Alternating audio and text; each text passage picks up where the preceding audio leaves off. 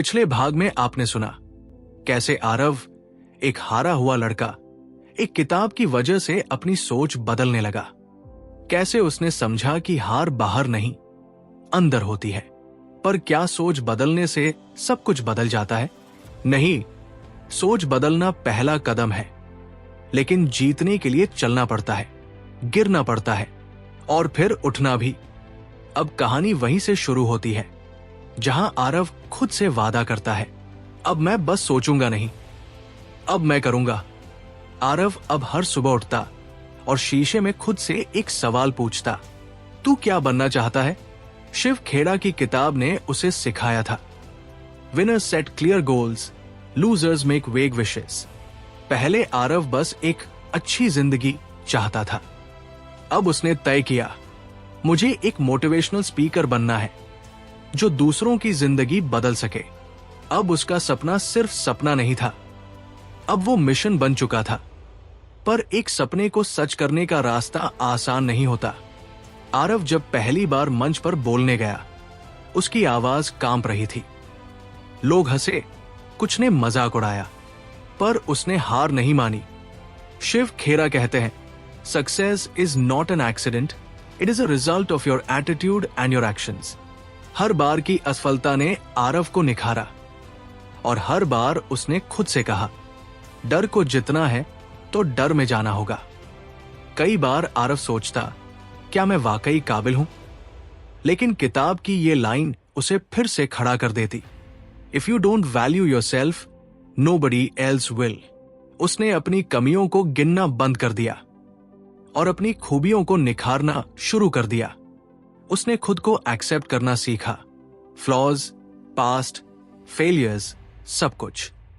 अब वो अपनी ही नजरों में ऊंचा उठ चुका था और यही था असली आत्मसम्मान। आरव ने किताब के एक और गहरे सूत्र को पकड़ा, you become the average of people you hang out with.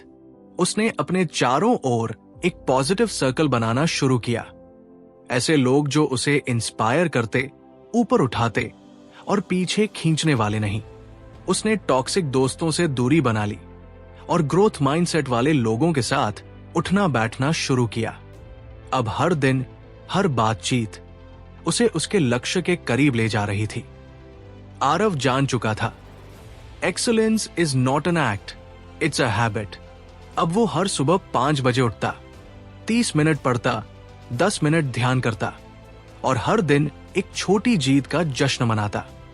उसने डिस्ट्रैक्शंस छोड़ दिए, ना इंस्टाग्राम स्क्रॉल, ना देर रात मूवीज।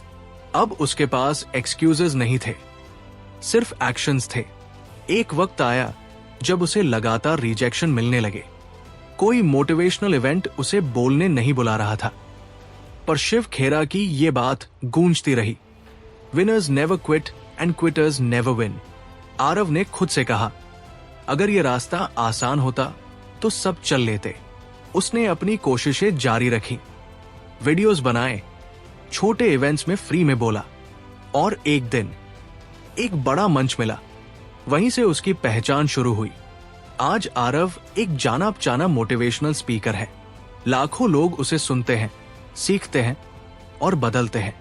पर जब भी वो स्टेज पर खड़ा होता है, उसकी आंखों में आज भी वो पहला रिजेक्शन तैरता है और दिल में गूंजती है वही आवाज, यू कैन विन। अगर आरव जीत सकता है तो तुम क्यों नहीं? अगर उसने खुद को उठाया तो तुम भी उठा सकते हो, क्योंकि जीत ना दौलत मांगती है, ना पहचान। वो मांगती है सिर्फ एक चीज, तुम्हारा यकीन। यकीन कि तुम कर सकते हो, यकीन कि तुम काबिल हो और यकीन कि यू कैन विन।